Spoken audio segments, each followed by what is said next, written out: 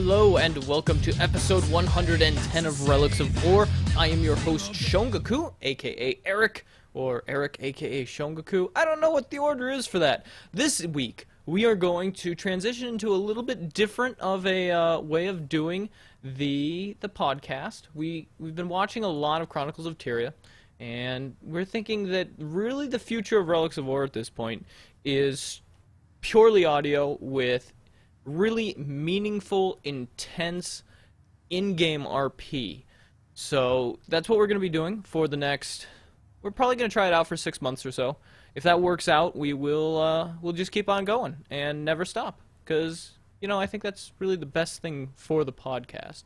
So, without further ado, I present to you Act 1 of Oh My Goodness, Majory Stole All My Work.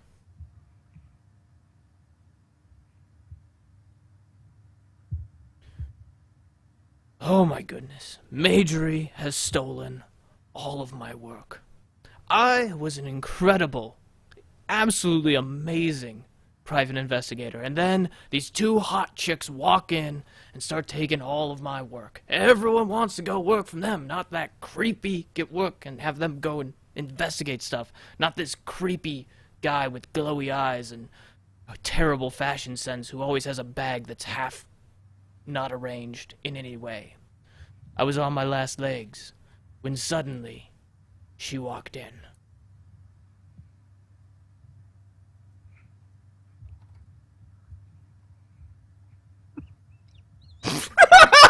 Wow. Couldn't even make it to there. I couldn't even take it.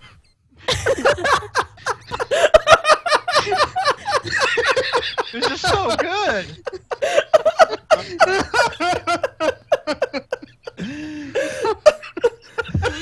If you guys are listening to the audio, you really need to go at least watch this section on the video. Oh, you didn't even get the... I typed in all chat and all caps, can I borrow a punch?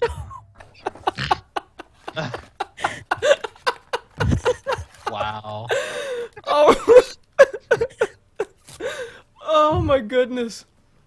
We're not actually, April Fools everyone, we're not actually doing an RP section. The goal there was to see who would break first. It was me. I love the RP walk. That was amazing.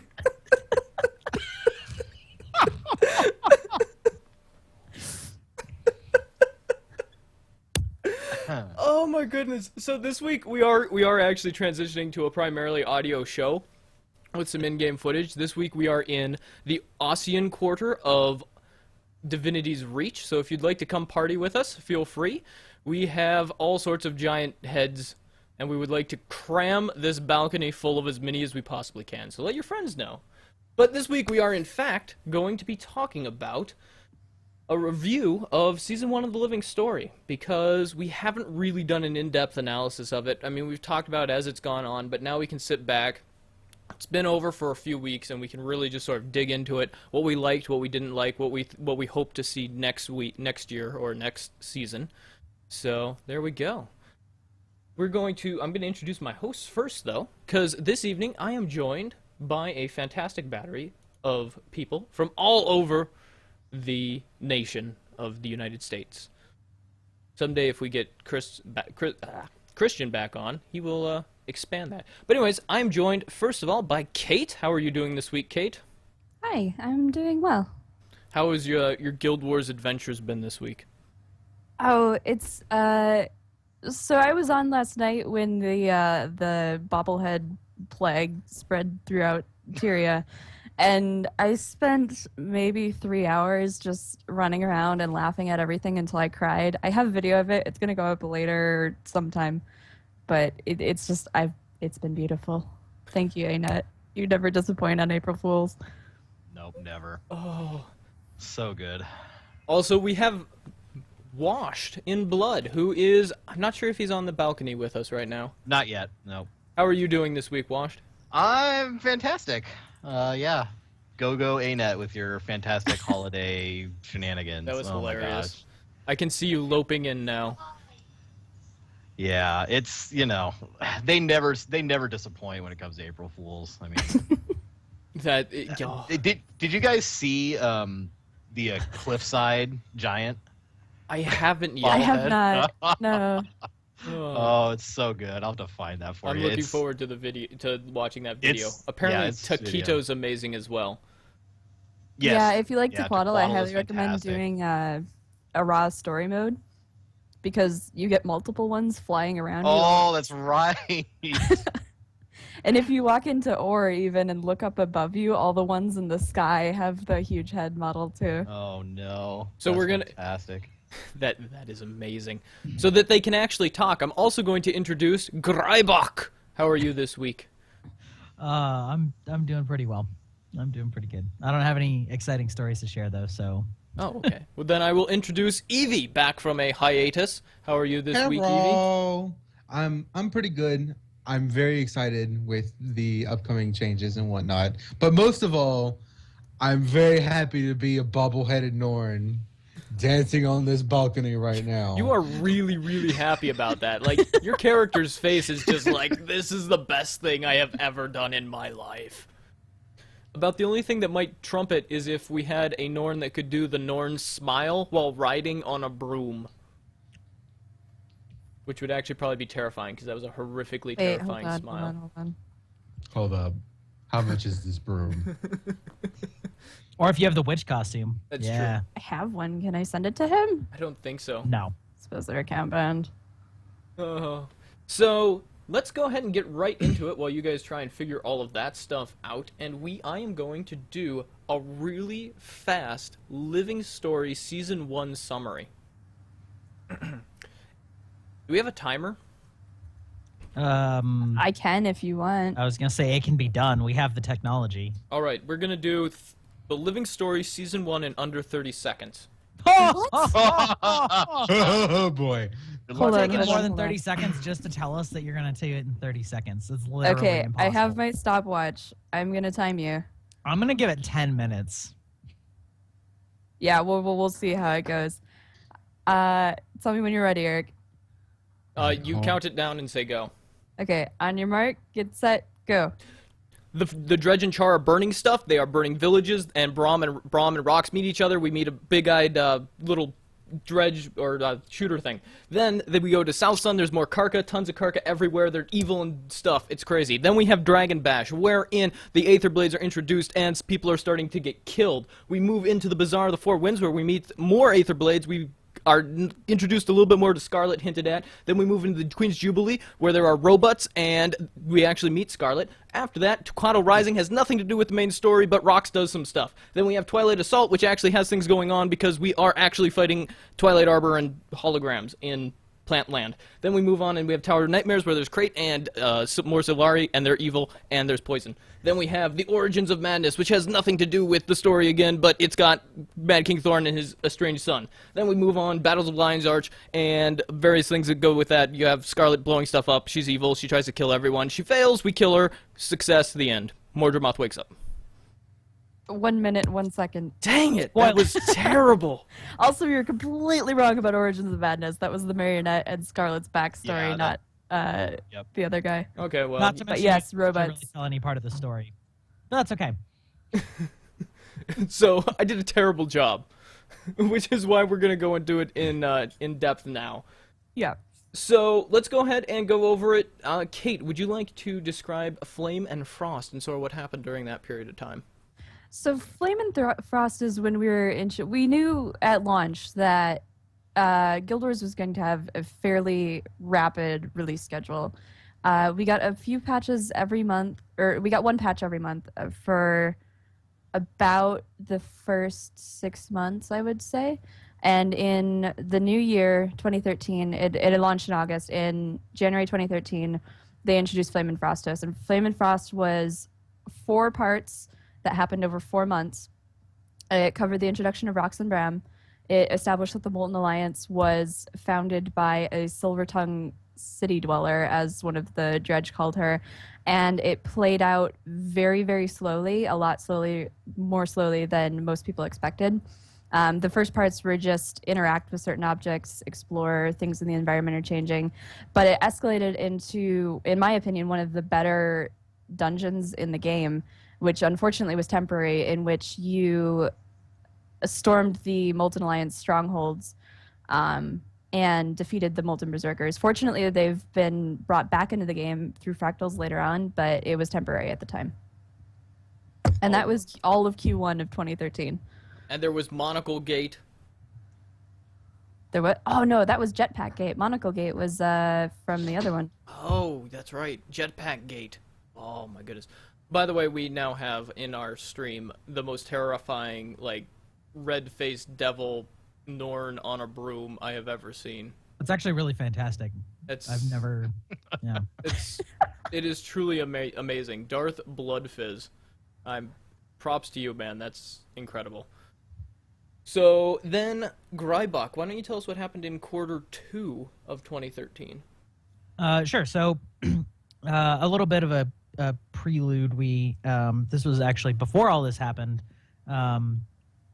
We because this was the return to South Sun, wasn't it? We'd actually been to South Sun before. Yes. Yeah, between Halloween and Christmas, and so that was when the first new major, well, really the only new major map that was permanent was added to the game, which was South Sun Cove. And so in quarter 2, we began, I believe it was the Return to South Sun, or maybe it was the Secret of South Sun, in which sort of they were trying to, if I recall correctly, sort of fix up settler establishments that for refugees from Flame and Frost, where they'd all been displaced from their homes in the Shiver Peaks and in the Ascalon areas. Sorry, got something in my throat. And so we were sort of introduced to some of the recurring characters later, or in some cases reintroduced. So that's where sort of Casimir came into the limelight some. Ellen Keel, Lord Farron was around at the beach. Canuck was a Sylvari that was sort of got a little bit more character development in this patch as being, not entirely just a douchebag, sort of a little bit more morally gray, but, still mostly a jerk.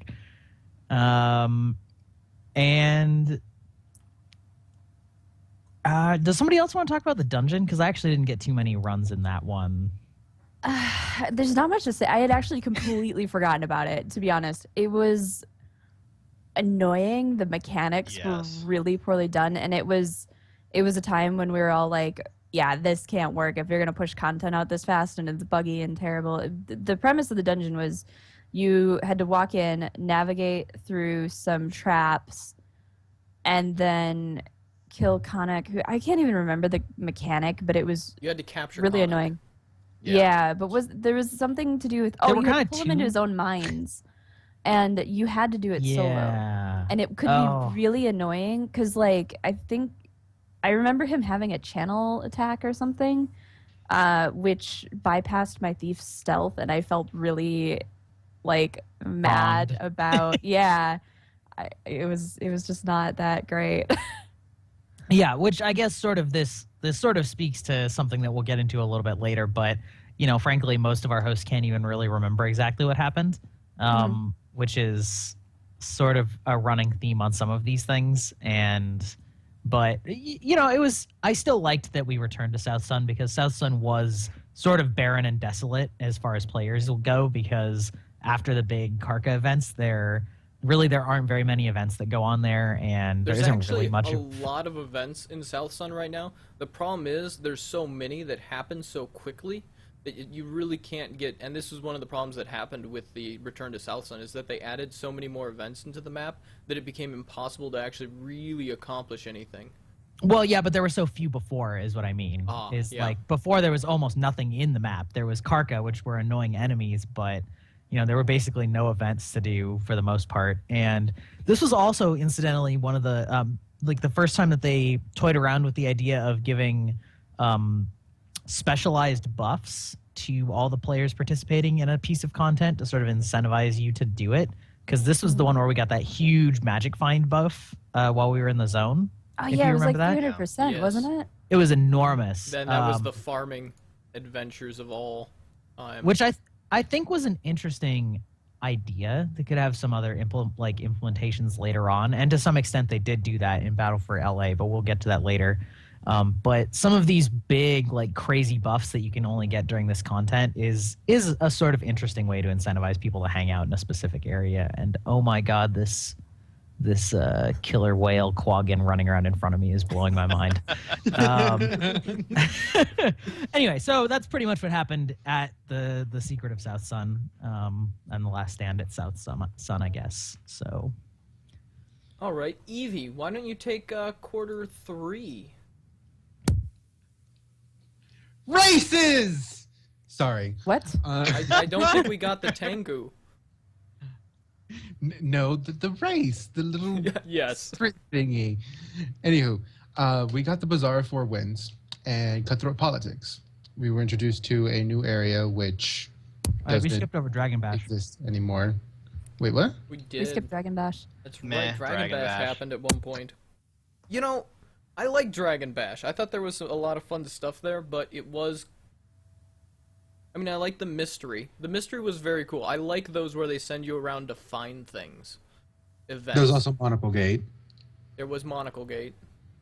It's true, because, that was the Aetherblade dungeon, Yep. Uh-huh. which was fantastic. Another one I of love the that one. best dungeon game, or one of the really good dungeons, and it got removed. But it came back as a fractal, so Well, and it was also, and this was sort of when they were still trying to figure out how they wanted to do their achievements, because most people would sort of agree that Dragon's Bash was one of the grindiest, was- most painful sets of achievements to complete. it Yeah. was the basis for everyone's "I really don't want to act with any more 1,000 doodads" argument. Mm-hmm. And also, this was the first time we got the sort of newer moving concept art cutscenes, because that was when Marjorie was Right. introduced in the Dead It End. was also the introduction of much better dialogue. That too. Although not for the regular in the world NPCs, I don't believe. I think that was a little bit later, wasn't it? Yes. Yeah. But yeah, so we were definitely seeing some improvements on the technical side for this patch, if not for the game design side in some areas. But I just think it's worth mentioning some of those things. Yeah. Now, do you want to talk about the Bazaar? Now we Before- can talk Four about Bazaar wins. of the Full Winds. Evie? The floating ship in the sky that happened to be next to some cliffs that we can't go to anymore. Oh, Well, the This Azura ep- probably just shut down the gate. There wasn't Yeah. a game. We Ship. went there on a Yeah, boat. that's it. Oh, that's right. So the boat just stopped going there. Okay, that makes sense. The boat was wrecked because of things that happened later. Who knows? And Yeah, the, but well, also, no, we established that the boat could not actually make it to there, so it must have been like a flying boat. oh yeah, people or- were looking at the map and they were like, "There's nowhere a boat fits to get there." Right? But the premise of Retcon. the Bazaar of the Four Winds was that it was like a shady black market that only appears every once in a while. So there's no reason to go to Labyrinthine Cliffs right there because there's nothing there right now because the bazaar has just dispersed, picked and up and eventually left. they'll get back together and we'll go back.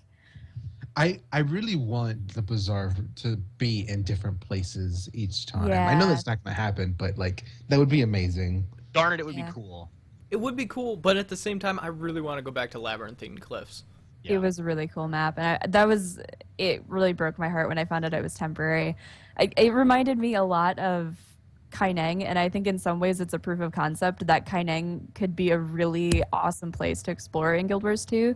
Like the verticality and the style. Yeah, I don't As know. long as we get those awesome movement skills so that we can actually I know. use all those buildings, I agree. Without also- those movement skills, that place would be a pain. And it's also worth mentioning that this was an interesting proof of concept, which we haven't really seen return, of having specialized skills in a quasi-open world environment that sort of replace your bar and our non-combat skills, but allow for very different modes of gameplay. Yeah. Yes. Which I think is, again, like, I'm sort of feeling this theme as we're going back and talking about all these. There's a lot of really great proof of concepts, like some of which were carried forward and some of which were not necessarily. But yeah, I mean, I think most people would agree that Bazaar of the Four Winds was their favorite like story related patch for the most part. But On the point of this, like movement skills and stuff, I have to wonder how many people actually completed like the achievements to find the crystals and all that whatnot. We You don't have a think? super adventure box in here, by the way, guys. Because Yeah, well, I only included that's- like the living story stuff. the Because story actually, ones, yeah. the Yeah. absence of Super Adventure Box is a really good point because that's something that's always bothered me about Super Adventure Box is they put it in game, but they treat it so separately that they don't want to they don't allow any overlap of currencies. They don't advertise it. They're like, okay, we'll allow it, but we're gonna keep it way up. I wish they would embrace it. I mean, they're like, oh well, people don't like this kind of content, so we're gonna put it in the corner. It's there if you want to use it, but we're gonna hide it pretty much from everything else. People don't like fractals, but we consider that a part of the game too. So I just wish they'd kind of embrace it. But it's very much both times it has been around. They have been like, just go sit in your corner, and the people who want you will find you.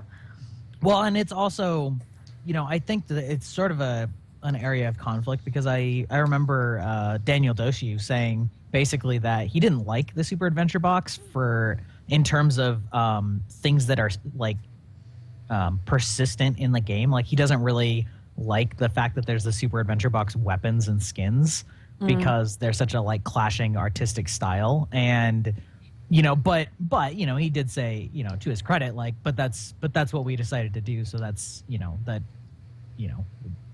that's just how it is. Yeah. But I feel like I can see some sort of conflict, in that area of like, this feels so different. Like how much do we want this to be, quote unquote, a thing?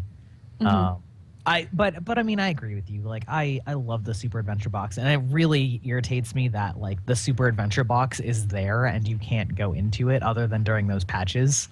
Yeah. Like that seems to be one of the like starkest cases for like, why is this temporary? It seems so ridiculous to be temporary. Yeah, and it's one of the most, I would argue, it's one of the most fleshed out things that they've put in. The achievements for Super Adventure Box were not just, run through this once, you'll get all the achievements. It was really in depth. There was a lot of replayability to it and a lot of secrets, a lot of exploration to be done. And I wish they would have left it, even if, if they're going to do more expansions, sure, release them, have a release centered around them. But why not just leave it for the people who want to explore it at their own pace? Yeah, people might not play it all the time, but it didn't need 5 people. It's not one of those areas of the game that needs to be populated constantly. You can just have people going in and doing the stuff at their own pace. And I don't see why we're not allowed to do that. It doesn't. It's in its own area. It's not holding back the world from progressing. Yeah. Because at the time they were planning on blowing up Rada Sum. Um, That was what they were Don't aiming even at think during the about it. Bazaar of the Four Winds. So Evie, Yeah. keep going with Actually, the Bazaar hold of the on. Four Winds. I have a thing to say about Bazaar of the Four Winds. I'm going back. I just stealing it from Evie. I had forgotten how many mini games came out around that time. Yeah. There was Sanctum Sprint, the Aspect Arena, So you're just taking Southland his Survival. topic. and the other one, which I totally forgot about, the Waves, like the defense event, where you had to protect the piles of treasure from the Aether Blades incoming. Oh yeah. I had totally forgotten about that. Okay, go on, Evie. Well, since you kind of stole my thunder, Well, you can Tarnish talk about Coast found them. us. as well as the mini games, there was the introduction of player interaction with the living story in the form of voting for either Ellen or Evan. And it remains to be seen if the players actually determine that or not. I'm kind of skeptical. You think the But- election I'm was pretty fixed? confident it wasn't rigged. Uh, So of there the- is the phrase that Angel McCoy said, where she said minor characters like Evan Nashblade. And so a lot of people, and I definitely got on the board of with that, and I was like, oh my goodness, he was a minor character. He should just clearly it was rigged. They have since said that Ellen Keel is also a minor character. So there's Right. that. To be fair, too, they did have information in the client for either outcome. So they had things written out for which direction, depending on who won. Yeah. So I actually really liked. I don't know if you guys remember this, but we're just going into all our memories of the Living Story now. The mail at the end of the event was bugged, so that it came in that Evan Nashblade won, and Really? people had photo. Yeah, I got the mail that Evan Nashblade had won, and then subsequently they fixed it, and I got the one that Ellen Keel won. But someone had photoshopped the picture of Evan Nashblade winning onto the newspaper where. Like in American history, there was an election where they printed. There's a very famous picture of President holding a newspaper that printed that his opponent won. Was it Truman? And I can't remember the other guy. But it was a very, very famous thing, and it was photoshopped with Ellen Keel holding up a newspaper that said Evan Nashblade won. And that was far and away one of my favorite parts of the Living Story, and it was completely unintentional. Anyway. They should That was have actually ran with pretty it. awesome. Been like Evan tried to steal it. That would have Yeah, been it was- interesting. That would have been hilarious. it was, I it was love- Truman and Dewey, by the way. Oh yeah, it was Dewey. That was who it was. I love when they run with things that players say, like when actually in Queen's Jubilee, we can transition. Let's go. Okay, in wait, Queen's- Kate. Okay. I'll What we're hold on going to to it. do is you're going to take a deep breath. Evie, tell us what happened in Queen's Jubilee, because this is your quarter. At this point, it's not my quarter anymore. It's I'm just- giving it back to you. I had a great transition and everything. You did. It was fantastic. Man, I can't steal that transition though. It's just You don't need to. I just aborted the transition. I Well, was just since like, we're that all talking transition, about- smack. Aborting lines of thought, I'm gonna go back and talk about cutthroat politics also. Oh, Alright. because it's one for me. because Go, once again, Rebecca. this is an excellent proof of concept that really no other MMO can do. And I wrote about this a little bit for the blog Carnival, but one of the truly unique things that Guild Wars 2 is able to do is do something like taking player input and translating it into the game several months later, because really no other game really has that kind of capacity to make the players feel like they are actually like voting in a normal way, and it's in game too, not out of game, which is something we can talk about later, in game versus out of game. But that's really cool. And as despite any reservations or arguments that one or more of us likely have about how much it impacted things, or certain things being meant to just sort of be fine either way and sort of unforking, if that makes sense, it's still really unique, and it's really interesting to see those outcomes. And I actually think that was one of the coolest things that they've done, at least conceptually. And I mean, yeah, it's unique. And as you guys said, it sparked a ton of player engagement, with all the, you guys remember all those like political slogans people were making up for Keel and Nashblade, like Keel's the real deal, and like, and the extra candidates. That was Yeah, the best part. That to was me. amazing. yeah, exactly. Like all those types of Script things are King. fantastic for a community, because it raises player engagement both with other players and with the game. And it's, yeah, I don't know. I thought that deserves some special mention and even extra time, even though we are spending a lot of time on this one. So Yeah. Yeah. Anyway, back to well, Evie. Now that you was can just an actually- incredible. I think we'll probably talk about that more when we get to our favorite memories. So, Evie, tell us about Queen's Jubilee. To celebrate the 1-year anniversary of Guild Wars as well as Guild Wars 2, Queen Jenna decided that there would be a celebration about humanity and their Yeah. things, and I don't know why humans are special, but let's just keep going. There were we're lots of hot air aliens, balloons all yo. over the What place, sky pirates all over the place, machines with very aesthetically pleasing rears, and there was a bunch of centaurs in I need to make that a Queen. sounder. I don't know what was going on there either. It was called the Circle of Death. The circle of Fine. murder. Yeah, No, it Circle was, of Death. Murder, man. It was And murder. we farmed it all. Anyway, yeah, Long. it was a farming sing, circle of sadness. We just killed. It reminded me of Trivial Pursuit actually, where you put all the pie pieces together and they're all different color. And they're all the And you- different like flavors. Yeah, you ran around the circle, punching all of humanity's biggest threats into the ground and farming What their does loot. centaur taste like? Amazing. Chicken. I don't know. I just punched it. I didn't eat it. It's like long horse pork. Yeah, but like the thing was that theoretically they were supposed to be the robots. Like they were using mesmer illusions to look like humanity's enemies. Yeah. So we Right, didn't like right. capture a bunch of pirates and murder them over and over again. Like we were But we fighting. should have. I mean, you're not wrong. Yeah, all our problems would be solved. We would have no more Aether Blades.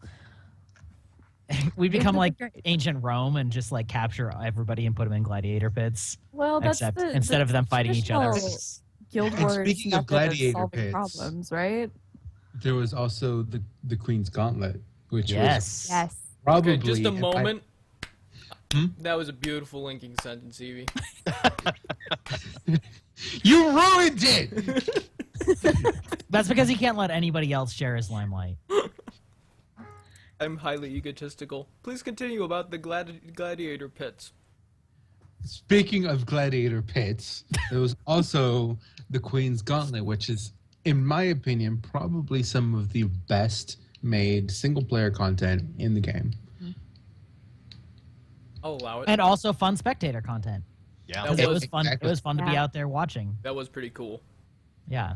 The Guild Wars 2 combat is actually very visually impressive when you can see what's going on and you're not Yeah, lost in minor. particle effects in a Zerg.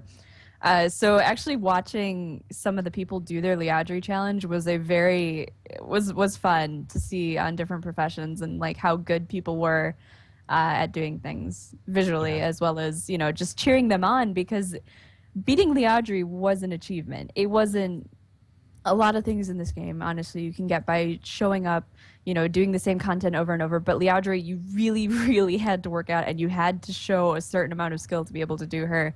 And it was really great if you could do it. So, And Yeah. speaking of being visually impressive when you can see it, it also exposed the huge problems with camera controls in this game. Yeah. Because holy butts was it extremely frustrating to get your camera stuck on the edge of those tiny arenas in horrible angles. yeah. But I would agree with you guys. It definitely was easily some of the most compelling single player content, like bar none. It was. I remember fighting Liadri. I think it was 6 hours before the next patch came out because I had just left it. I'd done it a bunch of times. I tried it and just failed horridly because I was trying to beat her with a minion master. Which is Why? impossible. Uh-huh. I was being very stubborn. Yeah. I It's thing, because man. Swear it's a thing.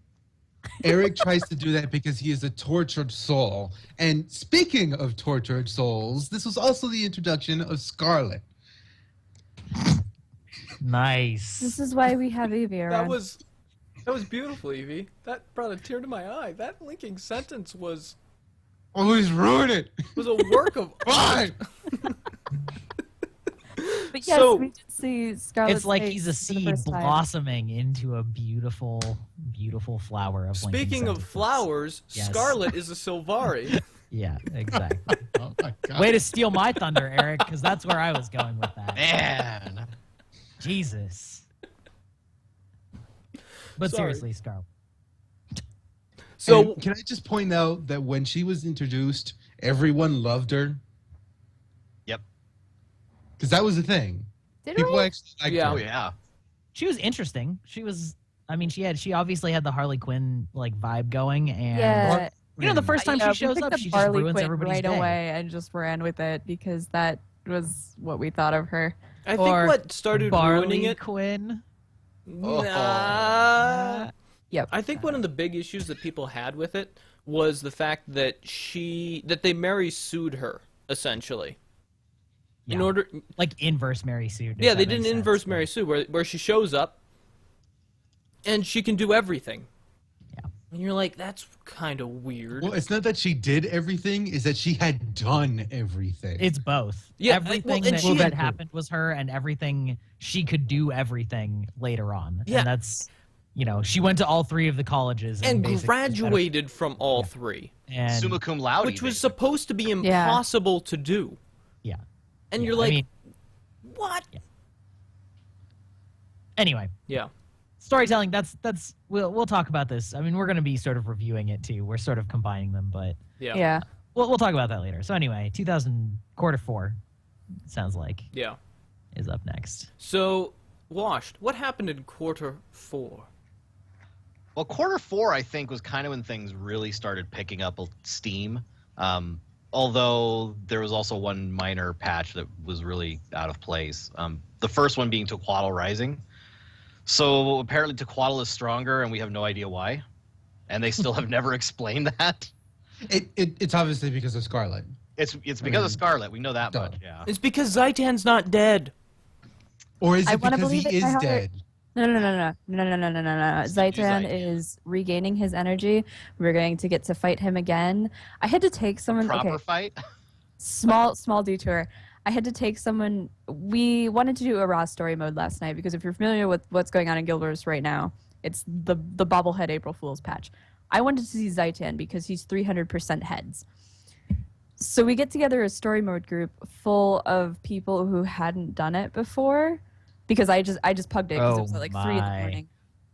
So we're going through a raw story mode at 3 in the morning with the bobbleheads for a couple people who had never done it before. And we get up to Zaitan, and one of the guys that we had been joking around with goes, "Oh gosh, we get to fight!" Like the cutscene comes in, he goes, "Oh yeah, we get to fight that," and we go, "Yeah, fight!"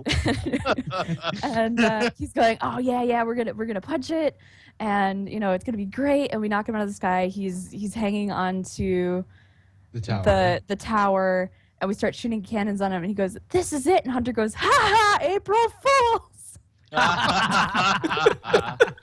Yeah. And I wish God. it was. I wish we could explain it away like that. Oh, yeah. But it was miserable, and I felt that he was just so crushed. He was so excited, and it was. Yeah, so I wanted a second chance at that. I want him to bring it back. This is the one time I usually like my character deaths to be final, but I want Zaitan to have a reprise. I can explain why Tequatl's harder. Okay. Because the developers wanted to make harder PvE content, and they wanted to upgrade a content that we already had. So Yeah. okay. They're not the fluffy. So units. I have a counter, but we can keep going because I know My we're gonna counter keep- is the name Guild Wars. They had to explain the lore behind the Guild Wars fights that they had designed. And so they named the game Guild Wars and created all sorts of lore based off of it. I also agree with that. So there must be some lore actually that exists based off of, oh, we did this design. Why? They've got to have it in their book of lore. I'm sure. They're good at creating lore based on design decisions. They're just bad at Which is- conveying it to us. Yeah. Yeah. Anyway, but that's a meta criticism. Yep. Twilight So- Assault. Yes. So then we got Twilight Assault, which apparently Scarlet had been working in the Twilight Arbor dungeon, and we learned that she knows a secret about Kaith that she's not telling anyone ever. And now she's not going to tell anyone because she's dead. Dead. Yeah. I didn't even think of that. Yeah. No!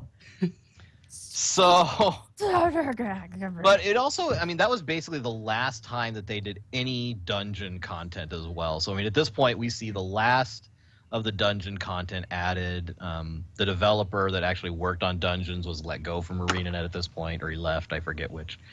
And at that point, dungeons basically died. Because we also continue to get open world content. Yay, open world content. Tower of Nightmares and Nightmare Within, though, I think was kind of I think they did a good job with this one. They there was this is the first time that we get to see major changes in the world. Keswick Hills gets completely just completely changed. I mean, new mob designs, NPCs dead, like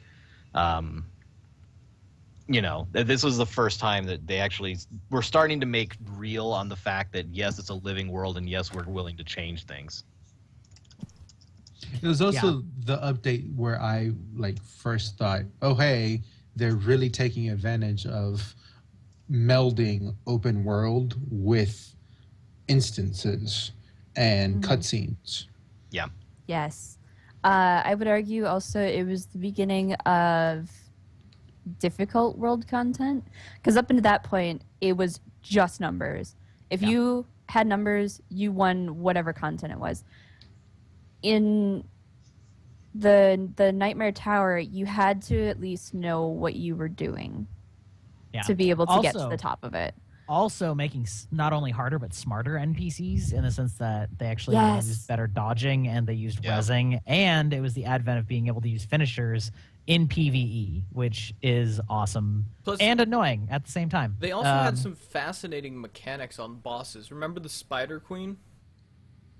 The one that keeps reappearing in every patch where you have to punch the cocoons, otherwise it won't... Yeah. Really? Is that in every patch?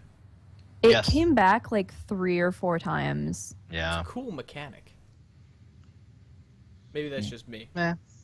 Alaska Winter brings up a good point, too, that this is when we start to see finishing moves being necessary on some NPCs. Yep. Yeah. In the Tower of Nightmare. And Scarlet, lots and lots of bunny finishers just everywhere. I didn't have a bunny players. Finisher because I I'm didn't either. awesome.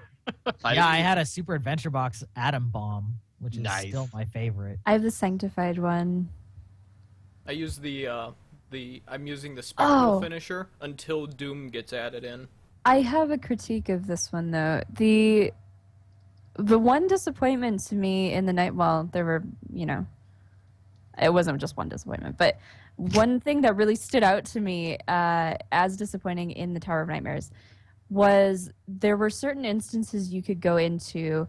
The premise was the toxin would cause you to hallucinate. Oh yeah, that was the introduction of toxin as well. Yeah. Mhm. And the first new skill since the beginning of the game, which is the healing skill, that got rid of it.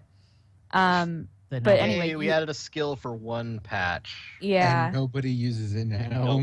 Nobody used it then. It just wasn't worth taking over your own Yeah. healing skill.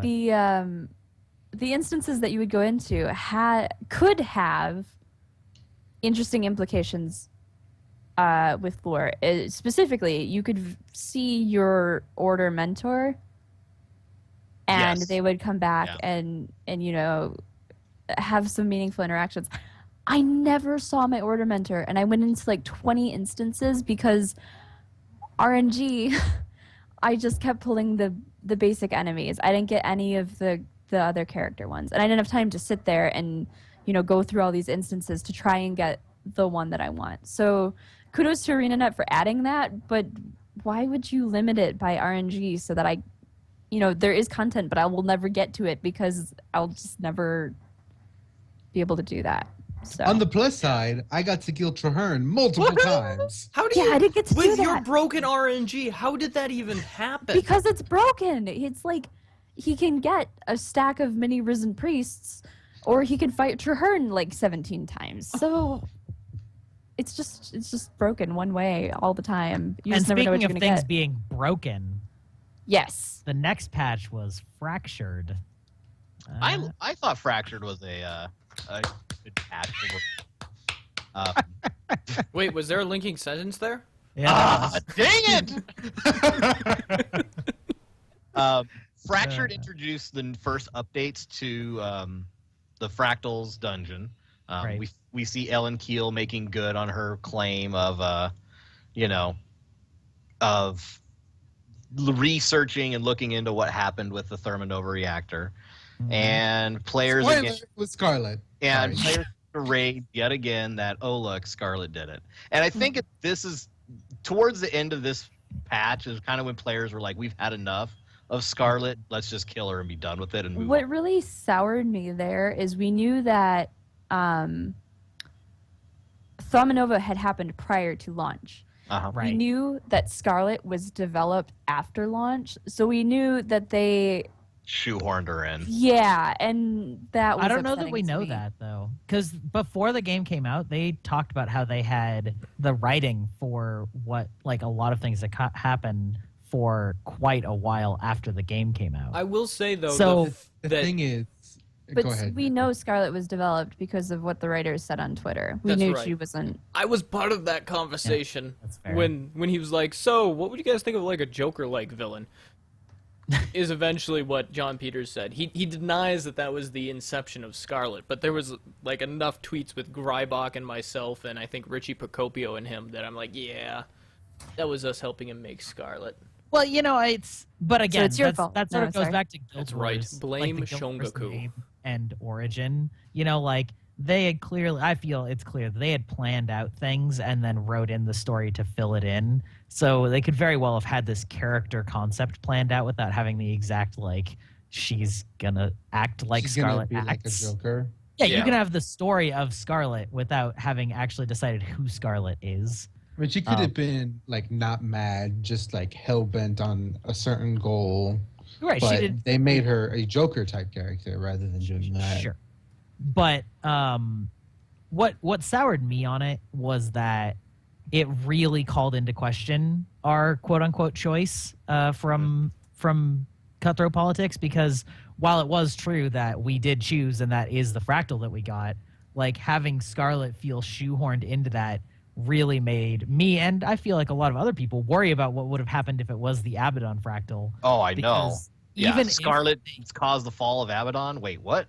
Yeah, or who knows? And maybe that wouldn't have been the case, but at that time, I think our sort of entire community was starting to feel like everything was just going to be Scarlet whipped on to the end, and so that really soured for myself, like that concept of choosing the direction when it like kind of how in the personal story you have all these great branches and then you hit level 30 or like level 40 and then all of them go into one. It's like an inverse tree.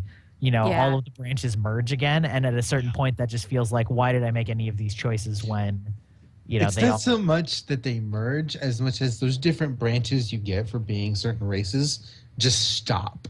Yeah. And Well, then you yeah, get the right exactly. charge. I mean, the plot turns back from a series of branches to like just going back to one trunk, which Yeah, it's like it's growing another tree, basically. yeah. But from a development perspective, there's only so much they can do about right. that.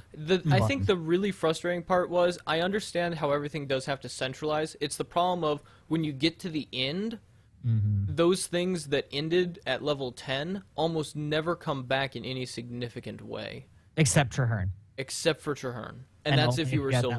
one. Right. Exactly. But that's a real concern that they're going to have with Living Story, especially if they want to implement choice again, because they need to make it feel like our choice impacted the story. Yeah. Which we'll not- talk about more when we get into our tinfoil hat section for season 2. Yeah. So I'm going to summarize quarter 1 of 2014 now. Are you guys Oh, okay with that? So you picked the best one for you. All right. No, That was my Basically, linking yeah. sentence, guys. That's right. So, in quarter 1 of 2014, we had, starting out, the Origins of Madness patch, which was the Halloween patch, as I said earlier. Oh, wait, no. It was the Marionette, which I think we'll all agree that was actually a fantastic boss fight. Yes. yes.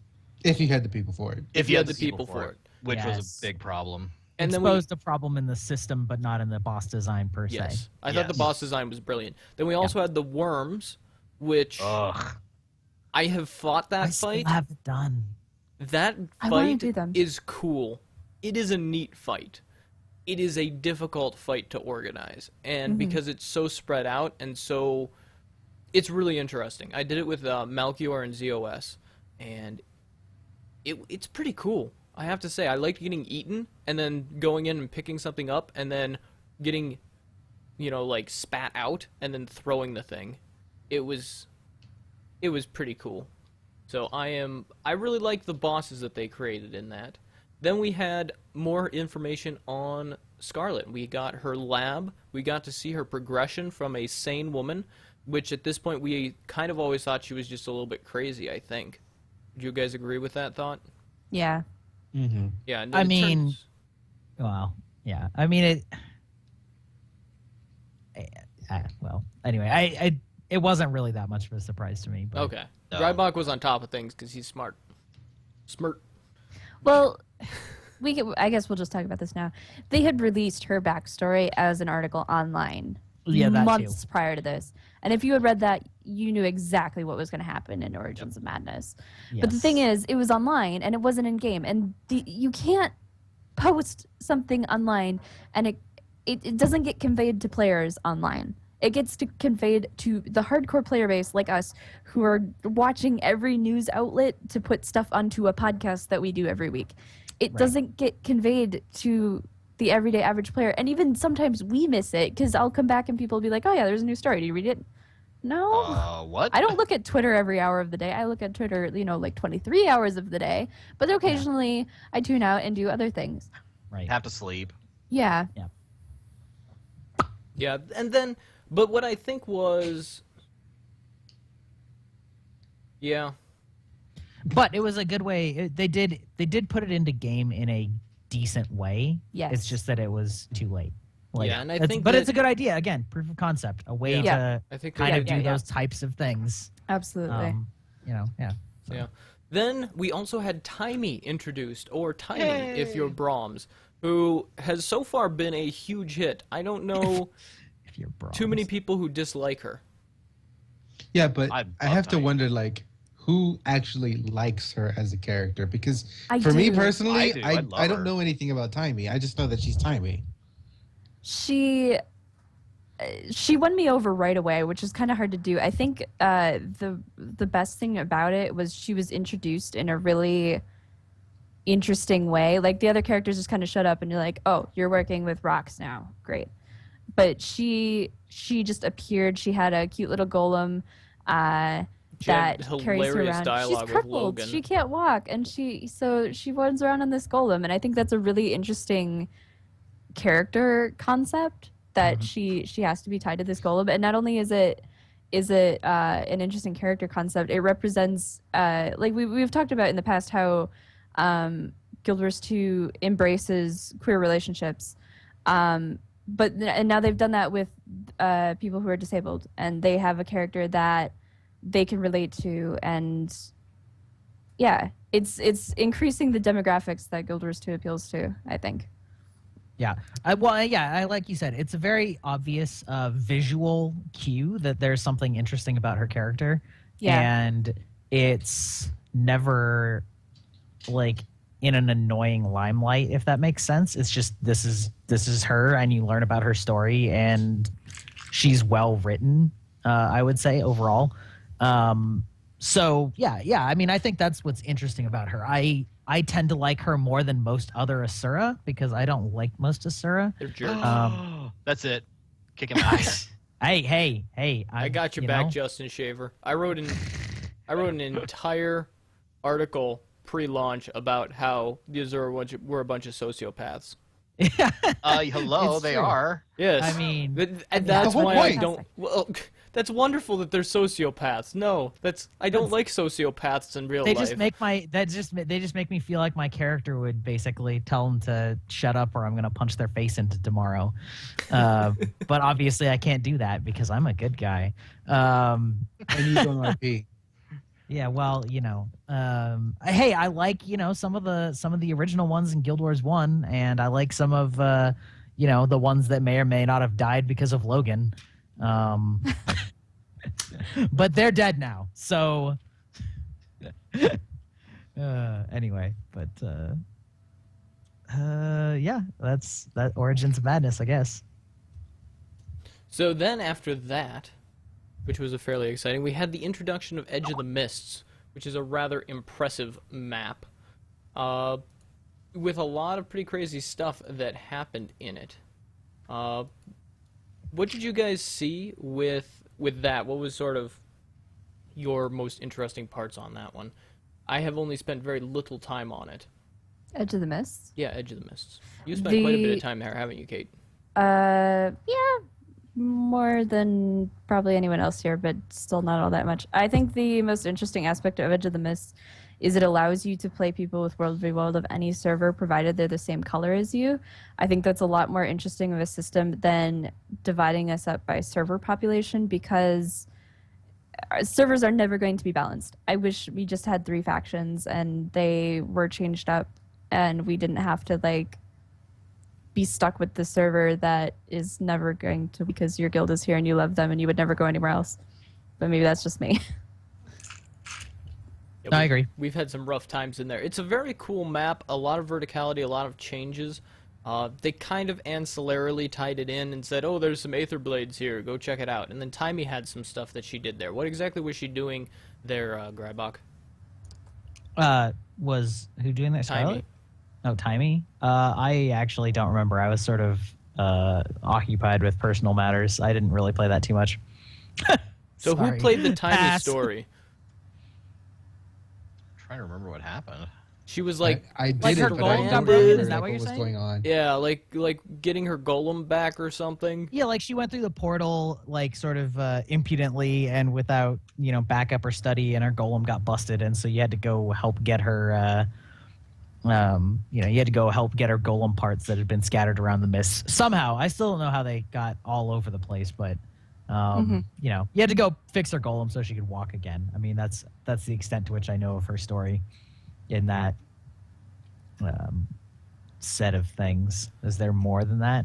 No, that was pretty much it. Not really. It was really straightforward. And All then right. there was Well, then some I guess story. I did play it. Then after you got her out, you went back to the inn and the Dead End Tavern, and you did a bunch of basically saying, "Aha! I figured everything out storyline wise." At which point we determined that she was going to attack Lion's Arch, and so a few weeks later she did, and we log in, and she has basically nuked the living daylight out of the place with airships and fire everywhere and bosses from 360p. dungeons. We've talked about it recently. It was very interesting patch, and then we eventually moved into Battle for Lion's Arch, where we reinvaded after Scarlet miscalculated, and somehow all of the toxins she put into the city just got blown out to sea, killing Yeah. 10,000 whales. I mean, they are delicious, so Which is terrible, because now they're full of toxin, and I cannot eat their blubber. well, You eat blubber, huh? Wait, Yes. wait. Blubber is like gum, Scarlet's guys. the reason for the whales in the very first Southland patch. It's just they went through a temporal rift that Scarlet caused when she woke up Mortimer. Oh, God. You can't see this, but I just flipped a table and I'm out. Right, exactly. And now you I know. got my tinfoil hat. amazing. I didn't know I need my tinfoil hat for anyone but Eric. Sorry. Oh, so there we go. Thanks, Evie. That was a fantastic thing. So we invaded. We killed a hologram, which somehow mortally wounded Scarlet, which was a fantastic fight as well. I do have to say, all of these major boss fights have been getting pretty sweet. Yes. There's just some great mechanics. I even like the fact that they had the shockwaves in the open world that you had to hop over, and that one boss show up, the Char boss from the Flame and Frost dungeon. Pretty much mini the open versions world. of all the bosses, sort of. Yeah, it's true. Yeah, they were all there, and it was really cool. I thoroughly enjoyed that. Yeah. Yes, So- but hey, here's Scarlet's greatest champions that we've never heard of. Well, And have no names. we saw have the no warlock. We saw the crate warlock, which we'd fought before. We saw the hoppy dude, which we'd seen before. We saw the Oh, yes, spider, Hop. which was in the Tower of Nightmares.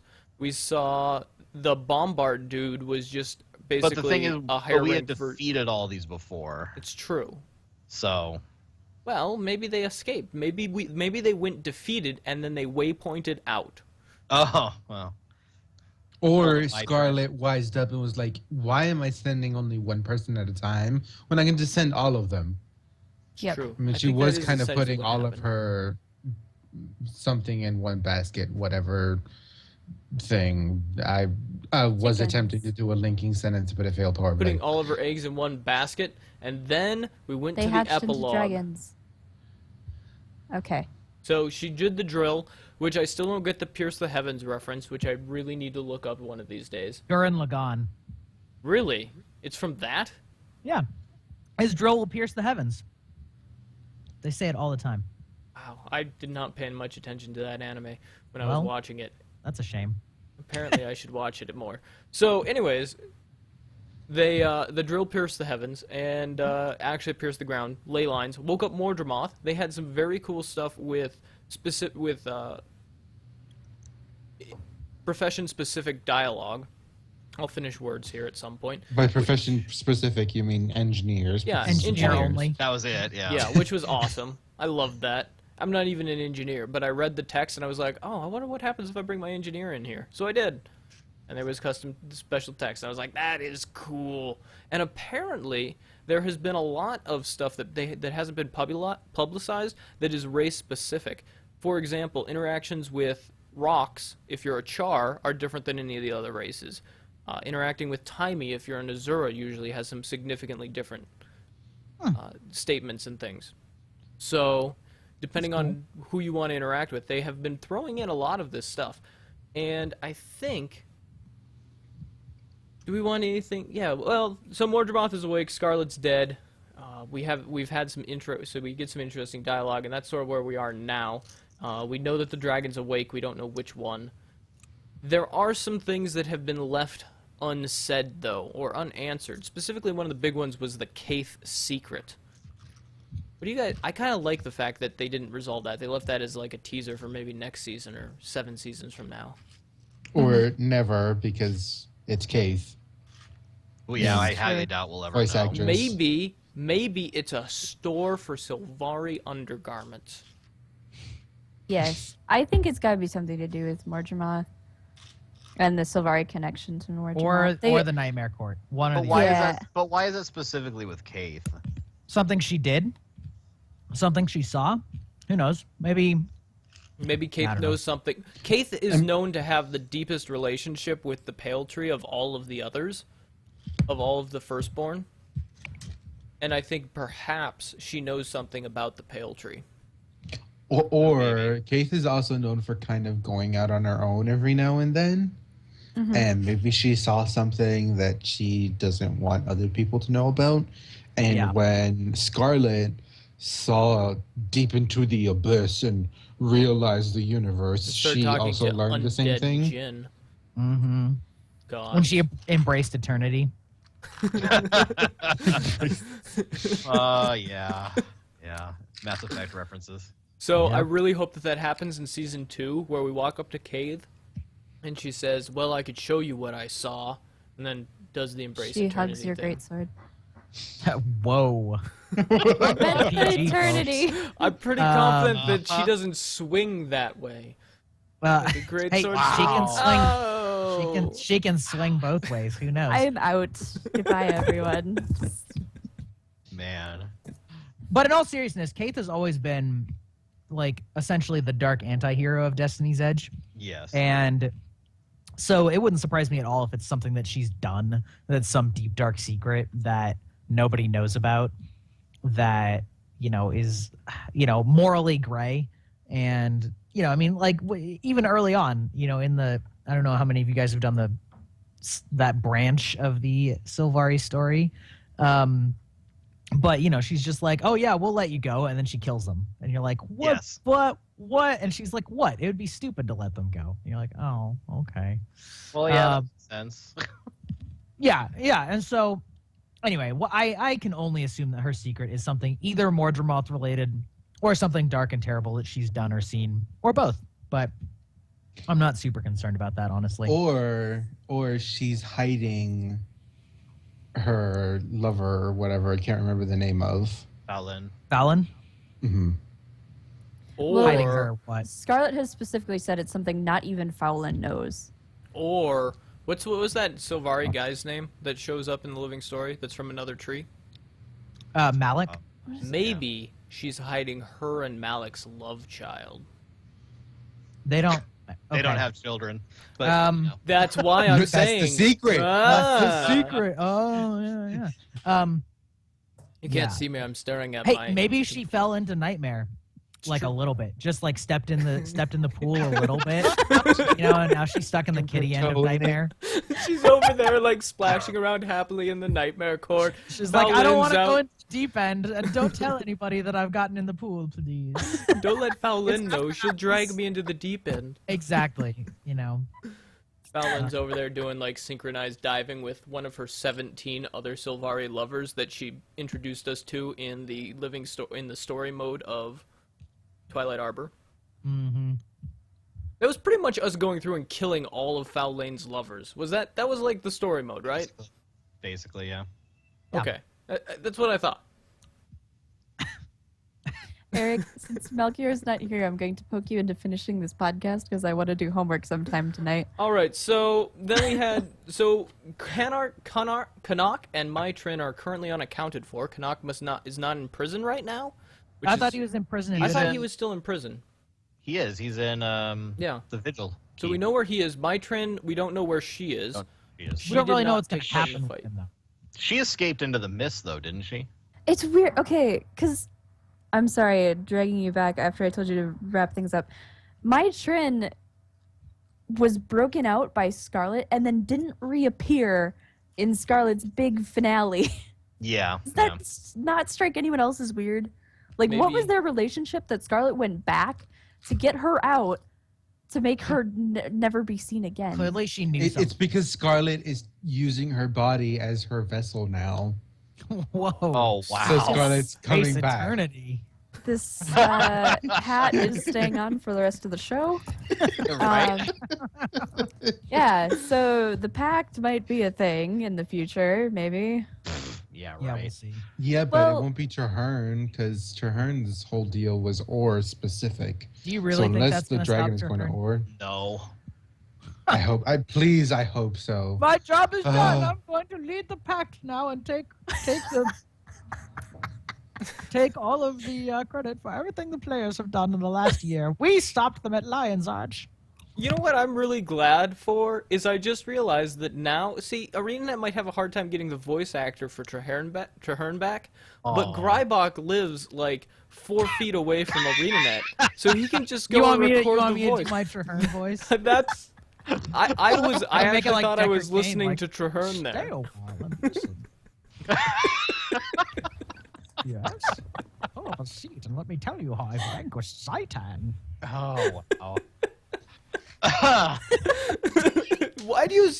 I would love that dialogue. Like you say that, and then the commander says, because you're the commander, your voice sounds a little bit different there to her, and he's like, oh yeah, I've had some surgery. That happens to all Sylvari when they grow up and finish their quest.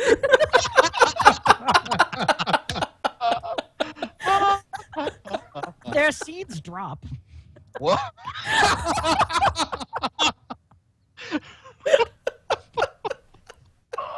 And that's why Sylvari can't reproduce yet, because none of them have finished their quest except for Traherne, and no one wants to reproduce with him. Headcanon accepted. Ah. Do you ever? You're welcome. Okay, I've just seriously written you though, headcanon about Traherne's seeds. I mean, have you ever walked past a Sylvari that's like sounds really old, and you turn around and look at them, and you're 25. that's every character in this game. There are no old people, but they sound old. No. But the Sylvari are like, aren't they 25 years old? Like the oldest ones? Yeah. Sure. Well, And they're like, 26 get now. off my lawn. They're 26 now. Hey, man, they've Okay. seen some shit. They have. This is true. Oh my goodness. So the pact was definitely not involved. In fact, they showed up at the end and they're like, we brought us airship to do pretty much nothing. Thanks, guys. So, and they're floating over a destroyed Lion's Arch, and we're not entirely certain what's going to happen. Do we have any speculation? I know we've talked a little bit about it, but There's you think this we're going to little rebuild? There's this little thing I caught on Twitter today of one of the devs saying that he handed some lore bits to a team about a religious cult. Probably somebody that worships Mordramoth. Or the White Mantle. Bum, bum, bum! Can we which just move ties on? in Or to that shaman's incredible Oh my gosh, that was so leak that he released good. this So week. good. He released it just a few hours ago. It was it was It was on this the morning. okay. It was this early. morning. This morning. So, what do you guys think about that? I mean, first of all, I'm kind of surprised because normally he plays the story stuff close to his chest, but this was massively detailed. I thought it was fantastic. It was Like, amazing. yes. So much work went Make it into a that. thing.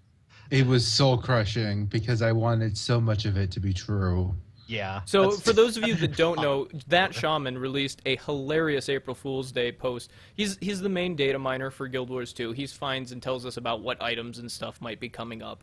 And so he said that that he's worked on he's been gathering information on a leak for like 3 months. And he's like, this is what's coming out later this year, this expansion, which he hilariously named Rise of the Tengu. And there were a lot of references to the Rise of the Hutt cartel from SWTOR, which I thought was hilarious. Did you catch the like if you ever have played on any of their like beta or alpha clients like they had with Edge of the Mists and such, or back during the beta weekends, they have your account plastered all over the background so that you can't leak images without it having your email address or your account name. Mm-hmm. Did you notice that the account name on Yes. his fake screenshots was an anagram of that shaman? Nice. Like, I don't remember what it was, but it was everything about it was so detailed and it had so many references. It was fantastic. He was talking about a new tier of materials that had kaolinite, which somebody pointed out was like a weak powdery clay material, and making mats, like making weapons out of it, would be basically putting clay on a stick and swinging it at people. And he talked about pole arms, and one of the skills for Mesmer pole arms was Which only Mesmers are face getting palm. pole arms, by the way. Yeah. Yes. Yeah, it was the face palm. Yeah, no, it was fantastic. I mean, the in-game screenshots, quote unquote, of like standing inside these places, and yeah, I mean, it was fantastic. And like the screen, the transition screens, and yeah, I mean, it's just so by far one of the most detailed pranks I've ever seen, especially from somebody not with like a company that they're affiliated with to like outsource these assets. It was pretty hilarious. Oh. So then to finish up the living story, the Biconics, also what I'm calling Destiny's Orphans, because that shaman did data mine a alternate ending, which It's the Destiny League. which suggested the name Destiny's Orphans. I'm cool with that. What do you guys think? It's the Destiny League. I mean, Destiny let's League? get real. Doesn't sound very impressive. Wouldn't it be the Justice League of Tyria? Or the Destiny League of Tyria? Yeah, Okay. well, anyway, I'm fine with Biconics just for brevity, but I don't have a problem with Destiny's Orphans either. It's just more of a mouthful. So, Kate, what exactly has happened to the characters at the end? These are probably, like, if you're watching a TV show, these are the characters that you're going to be following every week in the TV show. Like, this is your Oliver Queen and company and Arrow. Oh, love Yeah. that show. So, Rox, actually, she's been chasing the Stone Warband so hard for a year, and when the final battle with Scarlet happened, she stayed behind to help Braum. And for the Char, this is pretty like a cowardly act, because you know a Char would go in and kill Scarlet and do that. So she's on the rocks with Ritlocks Warband as they're like, on the rocks. I didn't even mean that pun, but I'm so glad it happened. On the rocks with the Stone Warband. Oh god, that's just perfect. Ugh. Yeah, so the Warband I don't remember if she's totally not in, if she's been pushed out or whatever, but she's not in, and that was her long-term goal. Braum, his leg was broken in the fight. I don't think anything's really happened with him other than he's just kind of recovering. He's sharing cripple stories with Tiny. Yeah, and it's adorable. And he goes, mm-hmm. Mm-hmm. Mhm. Mm-hmm. And Kaz Jory is officially a thing. Or I mean, they've Delamere. been Delamere. officially a thing for quite a while. Yeah, I mean, in all of our minds and hearts, they have been a thing. But now, Well, you But now it's know, officially a thing. yeah, No, they've like got, but they've got before a this house, patch, they they actually. kissed, I was gonna say, yeah, they had a hold hands, house. And, yeah, but Anyway, yeah, they're together. And is that everyone? Timmy's with Brum. She's got extra calculations from But we Zoja don't- because Zoja was mean to, or Zoja punished her for running off. Yes. I think that's it. But Canuck is still in jail, and we all know that Canuck is going to be our Destiny's Orphan Sylvari, Yeah. right? Really? I mean, that's pretty much just assumed at this point. Yeah. That or Traherne shows up again. Nope. That No. would be nobody- hilariously nope, awesome. Nope. Like he gets fired. The 'cause collective all he internet can would do have is it fight Traherne, yeah. Zaitan. Or it's Kate's special offspring thing because of Secret. Yeah. I can't even. All right, Yeah. guys. So huge amounts of stuff has happened this past year and a half for Living Story. What was each of yours favorite patch? Kate? Bizarre the Four Winds, hands down. All right. What was your favorite story event? Oh, that one's tougher. I would have to say I really liked the Marionette and how it pulled in the different NPCs, and also it pulled the community together despite the mechanical flaws. I think there was some strong content there. And I just wish it had been repurposed and not temporary, and yeah. What was your favorite item?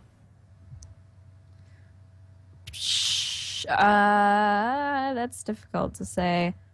I would like the Marjorie's cutscene thing. Yeah, I want a book that does cutscenes, and Marjorie's cutscene does that, except I can't skip it if I accidentally click it while it's in my bank, so I'm sorry. All right. Evie, what was your favorite patch? Bizarre the Four Winds. What was For your sure. favorite story event? The opening of the Queen's Jubilee. Yeah, that was actually pretty dope. What was your favorite item? Don't really have one. Huh. Washed. Favorite patch. he's trying to say something other than Bizarre the Four Winds. Winter's Day, actually. There's no other Oh. answer. Winter's Day good. Winter's Day. I like Winter's Day. Yeah. Yeah.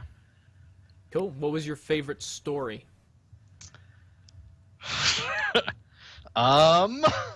Or did you just not like the story?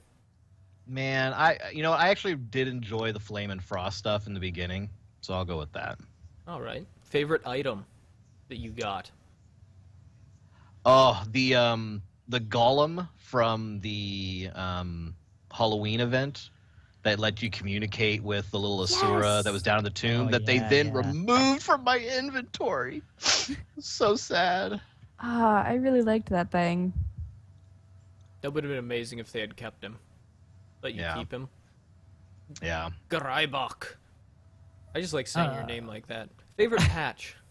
I'm gonna cheat and I'm gonna say two. Bizarre the Four Winds for like actual living story, and then Super Adventure Box for like just regular patch that's not related to the story at all. Okay. And what was your favorite actual story section?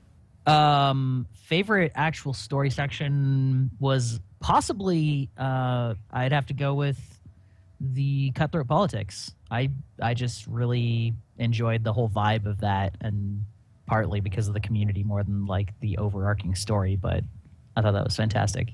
What was your favorite item that you got? Favorite item is probably Mini Liadri, because it is one of the more prestigious items that you could get, not just lucky. I don't know, Greibach. I got Mini Liadri. Yeah, and it's still pretty prestigious. Oh, There's a okay. lot of people that gave up on it. Oh, Like, well. there's a lot of people that could not beat that. You made me feel better about myself, Greibach. Thank you. Well, you know, you occasionally get lucky. Yes! Nice. But actually, I need to Head out? sign off here. So. Okay. But Take that's it okay. easy, 'cause I Greibach. think I've Thank said you. my piece. Yeah. Yeah. That'll be a good point for me to sign out as well. All right. Yeah. So, Well, I'll then, see you guys Kate, later. Evie, and I will venture Later all. forth into some tinfoil hats. Have a good evening, guys. All right, Bye. you too. So while they're signing Oh. out, We need to figure out how to hang up without killing your call. you guys just hang yourselves up. Hang I up. started the call, so we should be fine. You just hang up your own. Okay, they're gone. Party time! Whoa, Okay. whoa! Yep, I'm that getting was my that was hat. Evie that did that sound. So we had. So for me, favorite patch. I'm not sure if I've got. I guess yeah. Bazaar of the Four Winds. Just I love that zone. That's a really cool zone. Favorite story section. I really liked the Return to South Sun, actually. Things started moving there. And we started to see some characters. Farron was hilarious. And it really started establishing sort of our biconic characters and just getting that to be like, you're looking at going, oh, that could be a thing. It definitely came to fruition with the Queen's Jubilee and Dragon Bash, but I liked Return to South Sun.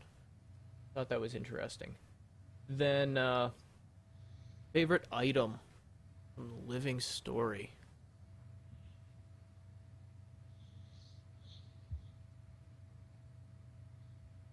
The permanent hair change kit that I never got.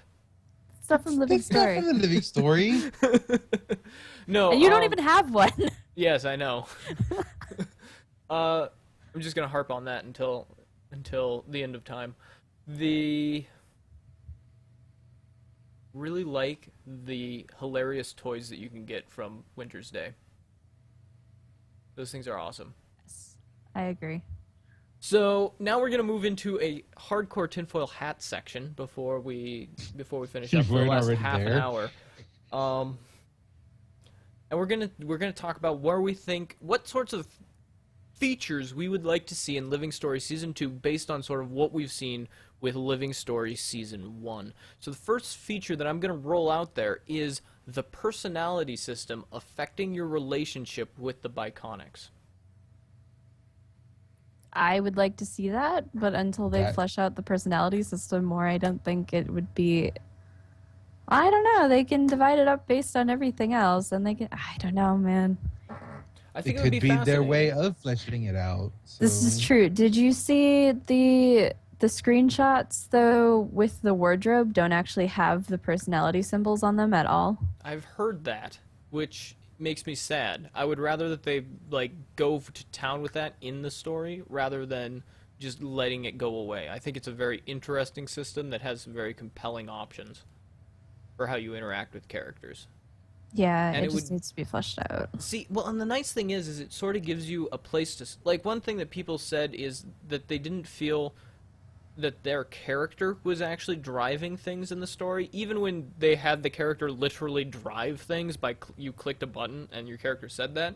Mm-hmm. And I think that was because the issue wasn't that I mean, in Mass Effect, your character is always working towards the same goal. You have different success states, but in those sorts of things, but it's how you talk about it, how your character interacts with that ultimate goal that really affects things.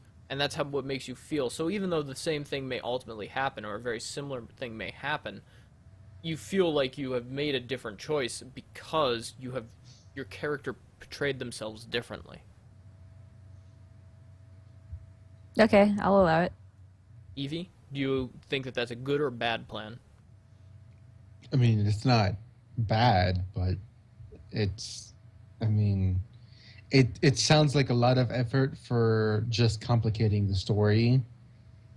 Basically, as far as putting out, because when you do that, it causes the whole branch issue that we saw with the main personal story already. Yes. And I'd rather that not happen in the living story as well. Now, it may cause some level of branch. Now, what I was thinking more along the lines is it results in different dialogue options with characters. So, for example, maybe you tick off Majorie Delacroix, and so now she and Casimir are sort of snippy with you. But Rox is like, ha, you showed those humans. It gives you high fives because of that. And so it's like the racial dialogue that you have right now, or the species dialogue. Oh my goodness, someone just showed up with the fancy cat. That's amazing, with a huge head. Anyways, I would think that you could almost do it on that same system, except based on your characters, how you've interacted over time, and then also your character's personality type. So if you're very fierce, Major Delacroix is like, "Why can't you be more laid back, man?" And you'd be like, "No, woman, I'm mean." Stuff like that.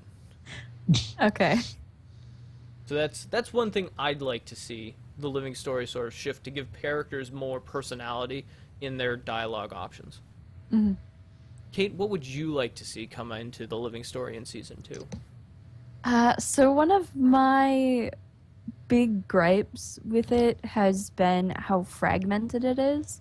And it's not necessarily that they don't explain things or they don't, leave out details. Sometimes they do.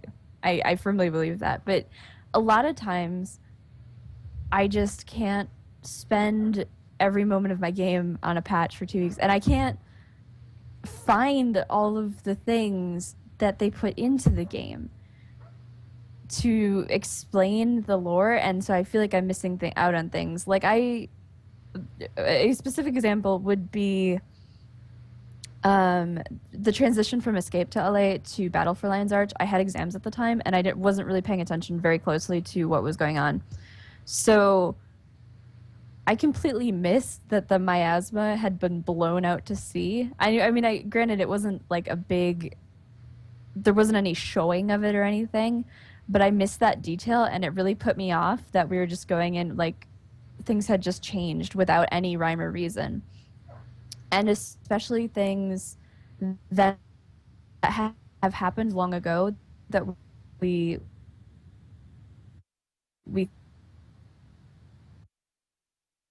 thought about, we talked about earlier. We had just forgot we do. I would really like either a content direction system or a content recording system or both or combined, where when stuff goes into the game, I can find it in the game, if that makes sense, and then it stays in a journal or something where I can keep track of it. So in a year, when I forget what had gone on in Flame and Frost and I need to references to understand the details, I can. It doesn't have to be everything. It doesn't have to be a complete retelling of the story. I know that's impossible, but at least keep the story relevant details somewhere so I can check them out. And then I wanted to draw a comparison to, actually, I've talked a lot about how I hate Skyward Sword, and I think it has a fantastic content, or like it directs you to stuff in the game with the game. It has a dowsing system where you put out your sword and you find objects, and it's totally side from the game. But I never once had to check the wiki or anything. Like, I 100% of the game, and I never once had to go outside the game to do it. So I would like gossiping NPCs that say, "Oh, did you hear this from so and so?" And then you're like, "Oh, I can go over there and check out, hang around these NPCs and see what they have to say." Instead of just going, "Well, oh, okay, I checked Reddit and there was some really cool dialogue on Reddit that I never would have seen because I didn't hang around Bloodtide Coast for 6 hours." I think that is the weakest thing for me, is that I miss out on story details, and when I miss out on story details, I get disengaged from the story, and then I don't care anymore. And Yeah, then it it's seems just like that it would just be a doesn't nice thing, matter. like gossiping NPCs, things in game to sort of draw you into, get you to places. Evie, what would you like to see? Trying to figure out how to word this. My biggest complaint with Living Story was very similar to Kate's, actually, because of the way they release everything in basically episodes. It's very hard for most people, including myself, to sort of see the big picture because we don't have the big picture.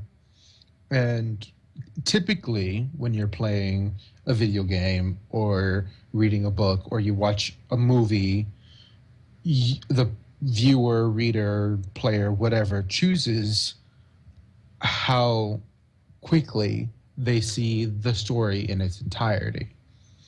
with the patch system the way it is, we are fed basically one bite of the story, one after another, over a longer period of time.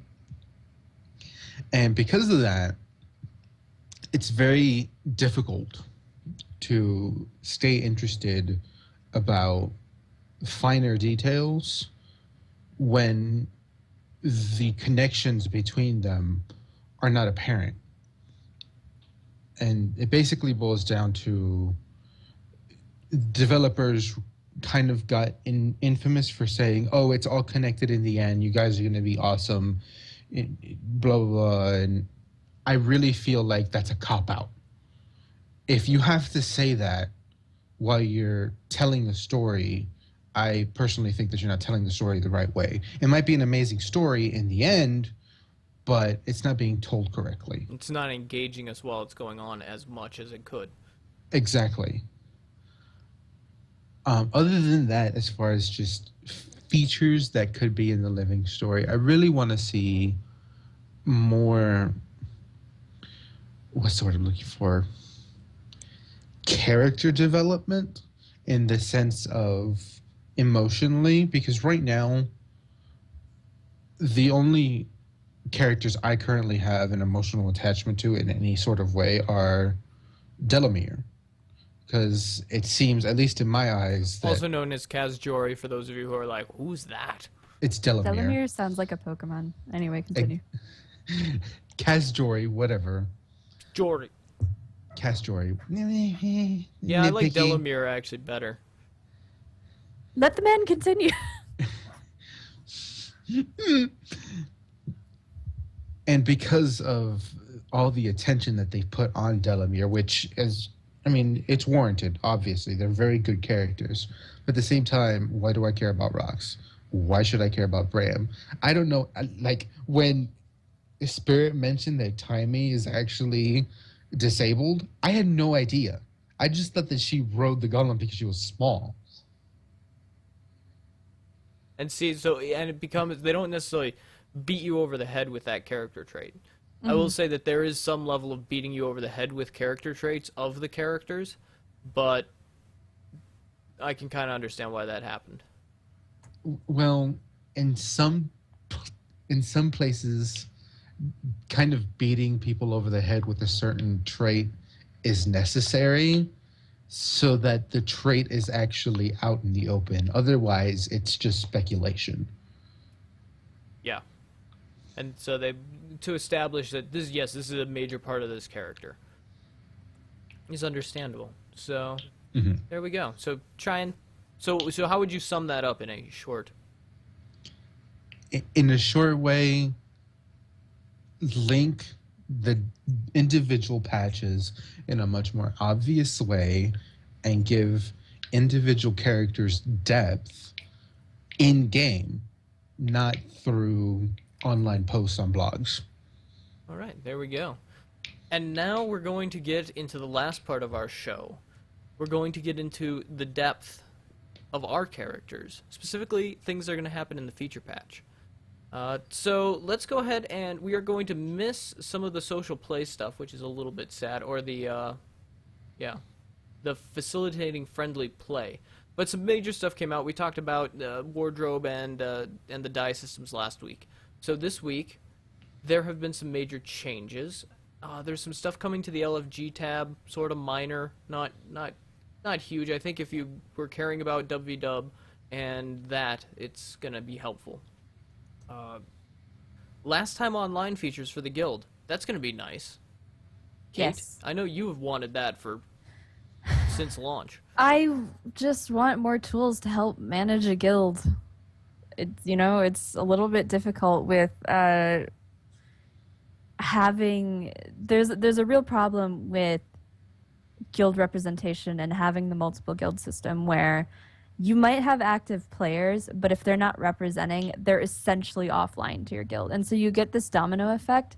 And this unfortunately happened with us in a guild that we were very close to, Pig. What happened was when guild missions came about, they started repping up to do guild missions with us. And because we like playing together, we played together a lot. And it ended up that we kind of absorbed their guild, and that wasn't really, I would argue, maybe a good move for either of our guilds. Yeah, as we had very different structures, and I mean there were Yeah. definite differences in how the guilds functioned. Despite the fact that we really like to play together. And unfortunately, Pig kind of fell apart because the people who didn't rep up with us all the time went and repped other guilds. And it's a guild full of people that still play regularly, but don't even rep Pig anymore, hardly. So I think there's problems with It'd be the nice if we could get guild like an management. alliance system or something. Yeah, I would really like I think alliances. that would. I think alliances are actually better than being able to be in multiple guilds. I agree with that. But yeah, just anything that helps me or helps guild leaders to be able to make sense of what's going on in the guild and help specifically communication within the guild is difficult because again, people are online but maybe not representing, and you can only send 2 mails at a time. So if you need to broadcast a message to the guild, it's really hard to do unless you have out of game communication, and that is also really hard to do. Yeah. So yeah, any guild features are welcome. So then we're also getting Eevee. We're getting a count-bound dub experience. Are you excited about that? Short answer, not really. However, I can see how important this is to There it is. basically anyone that plays World v World. Really And I'm excited. very happy for them. You sound you're singing back there, Kate. So you actually should be the one that I should have asked. Yeah, Yes. okay, so remember how I don't play World versus World outside of the seasons, but we're back in seasons? I'm all up like, if you are on that flame ram and you don't have ram mastery, so help me, I will end you. I'm excited about being able to bring all of my characters into World versus World and specialize them into different things and to progress with any of the characters. Because as we all know, I'm an alcoholic and I am one of those people that likes to experience every aspect of the game. So I don't want to shoehorn myself into having to jump on a flame ram every time I'm in World versus World because that is the mastery I picked into. If I want to do cannons today, I'll hop on my thief and I'll do cannons. If I want to do flame rams, I'm going heal sig warrior up to the door. It's just, yeah. I'm glad to have the flexibility. And another major thing that for account bound is the legendaries and ascended gear. Eevee, how is this going to affect things? I'm not going to have a human thief anymore because I can transfer all my stuff over to a Norn one. Yay! Oh, I didn't even think about that. Grats. Other than that, it's always been an issue how they've kind of made accomplishments tied to characters rather than the account. And a lot of people felt that it was kind of unfair to the player because ultimately it's the player that actually does everything. And if you've gotten that legendary, you should be able to use it however you wish. So it's a major quality of life increase, whatever. And I'm extremely happy to see it happen, even though I probably won't get any more ascended gear than what I currently have because I am not crafting.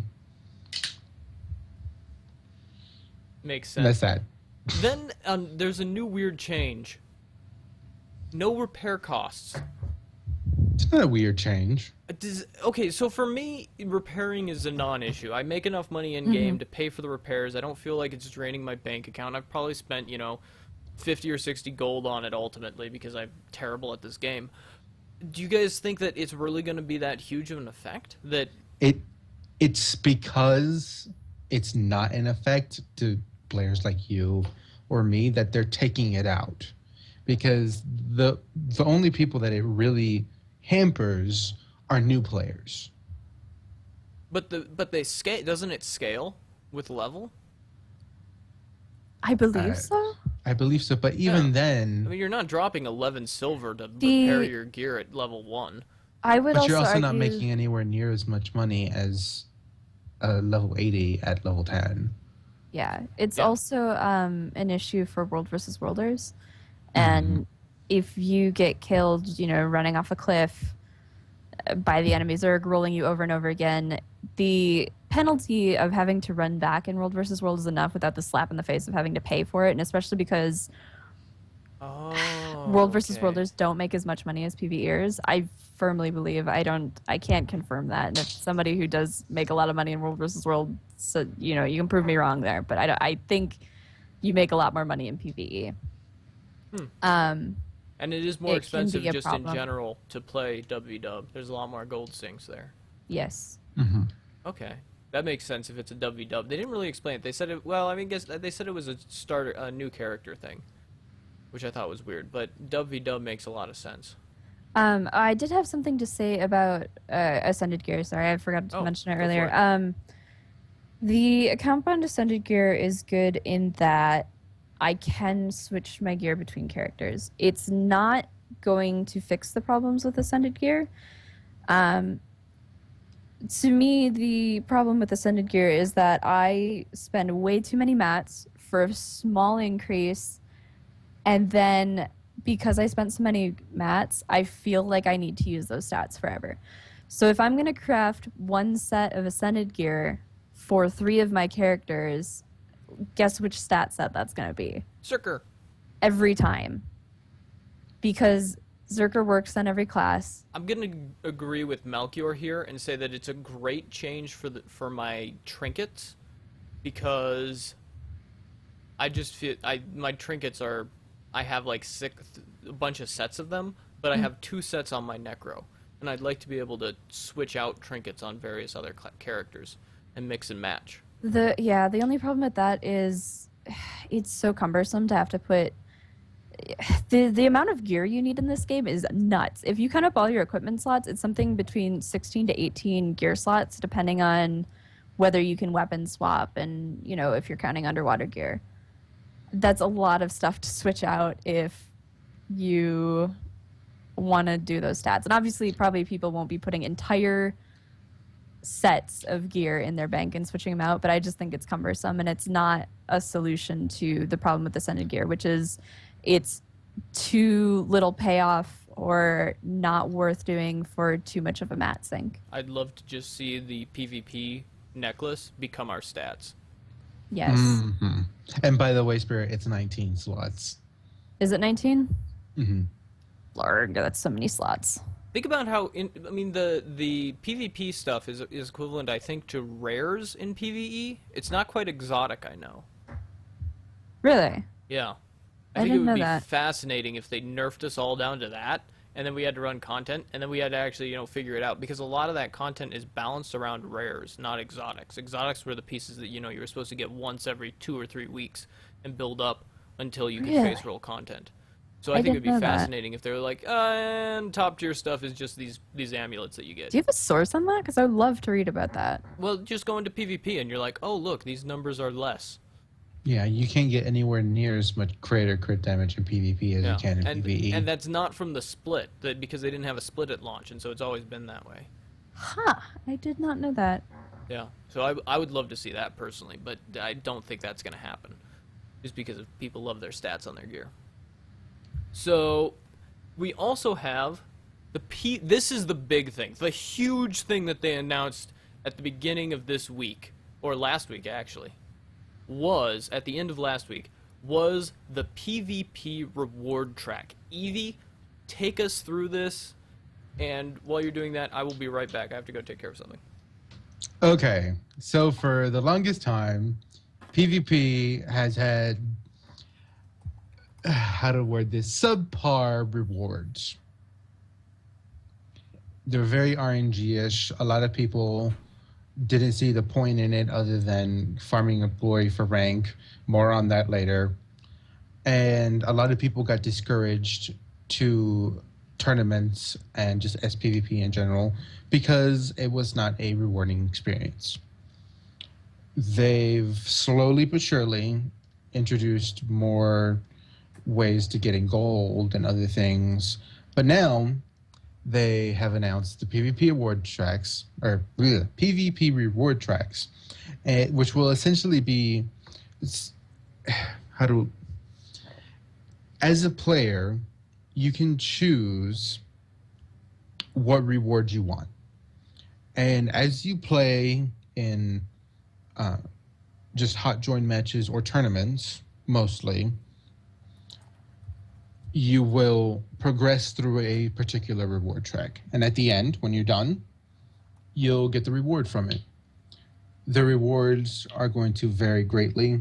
The most notable, however, are dungeon armor sets, cultural armor sets, and the possibility of making legendaries through PvP. I kind of wish Erik was back by now because he doesn't like the fact that you can get dungeon armor through PvP reward tracks. See, However, I'm okay with it. and I am too, especially because I have Orion armor sitting in my PvP reward stash thingy, whatever. Nuh-uh. Mm-hmm. And I can't wait to wear it on my warrior. I'm jelly. I wish I had PvP. I want to PvP more. I just don't have time to get people together, and I don't want to go by myself because I'm scared. Because I have so much PvP armor, and I don't get to wear it because either I don't play those armor classes in PvP, or I have other things that I wear anyways. And with this new wardrobe system and the PvP reward tracks, I'm probably gonna be rocking a lot more different looks now on all of my characters because I won't have to worry about, oh hey, this thing is gonna be lost if I transmute it, or I 'cause can my put. What's amazing is yeah. Keep going, Evie. There's so many wonderful things about wardrobe. like Sorry, I my just got thief, excited. just as an example, has been in tier 3 with an Inquest helm ever since I bought tier 3, and that's never changed because I didn't want my tier 3 to either be lost or sit in a bank. Now it's just, oh hey, I can PvP a little bit, get some transmutation charges, and change my look whenever I want. Mm-hmm. And Go ahead. pretty much everyone that plays with me knows I have no interest in getting a legendary. With the PvP reward tracks and the possibility of getting it through that, I actually might get one now. Even if it's not directly through like, oh hey, you do this and you get a legendary, it's you do this and you get materials for legendaries. I can totally dig it. Yep. Especially once they introduce some way of getting precursors that is more reliable than RNG. Mm-hmm. Erik, do you want to talk? Because you had a whole bunch of stuff about the reward tracks, right? You're very excited about them. I am pretty excited. I'm actually willing to PvP partially because of the reward tracks. I think that they're really a fascinating thing, and I'm kind of excited to see if they end up in PvE. Like, that would be amazing. One of the big things, though, with the reward tracks is that the chests you get from the reward tracks will roll on the loot table based on your magic find, which I think is interesting. I'm not sure if I like that or not. How do you guys, it feels like they would be more inclined now that they can create magic find chests to actually reduce the chance of things coming out of chests to balance it out so that they can get the same level of rarity, and it will mean that magic find means nothing. I wouldn't have a problem with it for PvE. I personally would rather see rank make more of an impact on what you get out of those chests. But I can see why they did Magic Find because it is an account bound thing now. And you can get Magic Find from PvP with this new system. So it kind of works out similarly, just not the way I would prefer it. What do you think about the fact that they are now unifying the daily between PvE and PvP? It remains to be seen how exactly I will feel about that because I'm one of those people that if I can't finish my daily in like 1 or 2 zones or like doing just like one thing and not doing one thing, but just playing in like an hour, maybe an hour and a half at most, then I'm not going to bother with it. There are tons of days I don't do my daily because I'm not going to jump map around and do all this other crap. with the unified system, my main worry is that there won't be enough dailies within one system to actually finish the daily in a reasonable amount of time. You think they're not just going to take the 2 dailies and say you are now 1 daily? That's going to yeah. seem really convoluted. Why would it? Because I mean, you've got all the categories now. Why not just add the PvP categories to the non-PvP categories, and you pick whichever 5 you want and you do them. Well, if it's like that, then yeah, I that's what I don't was see the thinking. problem with it. Now That's what I'm thinking too, and I'd be But disappointed I thought they if it were was making anything like otherwise. the way they made it sounded like they were literally making new dailies, and there was only going to be one-time reward thing, and yeah. I don't know how. I didn't watch Ready Up. I can't watch Ready Up because I have class while it's on. So if they said something different on Ready Up, then I don't know. You But can actually watch Ready Up anytime after it's aired. I know, but I have 2 jobs and I'm a full-time student and I do this and other things too. So if I don't watch it at the time, it just kind of doesn't get done. Okay, that makes sense.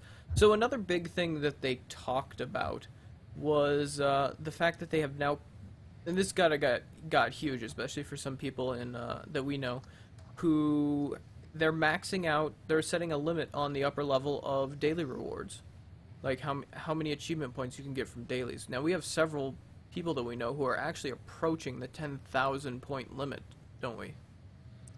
I think the highest person I know is at 8,000.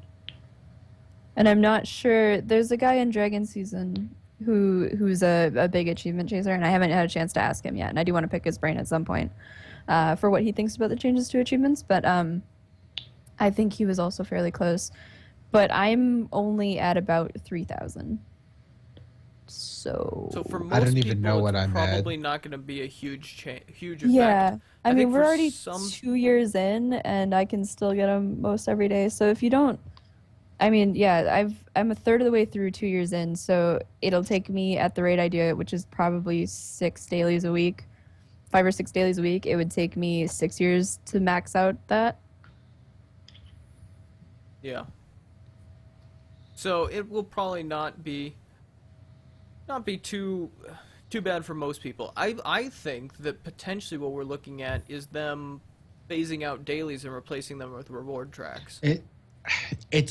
I really think that it's a thing with the leaderboards, because right now the people at the top of the leaderboards are people that have done all their dailies every single day. And with this change, this gives people that have not played since the very beginning of the game a chance to be able to learn the game, do all the other dailies. Where do you and get these everything. leaderboards? And they're on a website. Yeah. You have to actually. Well, another thing that's not in game. Oh yeah. Yeah. I've never But actually gone and looked at them. It's a really good shift towards recognizing effort rather than, well, not effort, recognizing I don't want to say skill, but basically skill rather than time played. Mm-hmm. Something that I find interesting, I want to pick my friend in Dragon Season's name, or his brain again for this, because I think it's interesting the amount of time expected kind of out of the reward system for achievement points. And I'd be interesting if any of you chase achievement points, I would love to hear what you guys think about these changes and the achievement point reward system in general. Currently, the next piece, you know how they've got the Radiant and Hellfire pieces? I can't remember which it is, but the boots piece of it comes at either 21k achievement points or 24k. And that is a huge amount of time investment to get that gear if you want it. And granted, they're mostly going to be done over a few years, but I can't, unless you're doing your daily every day and you're at every achievement point ever, I don't think you're ever going to get that armor set. And I guess that's okay to have an armor set that's like that, but it still seems a little strange to me that it's limited by your ability to play the game for many years. Does that make any sense? Mm-hmm. Yeah. It'll be interesting to see what happens. I'm definitely gonna hold out for the rewards, the reward paths in PvE. I really want to see very difficult achievements to get that are extremely rewarding. Hmm.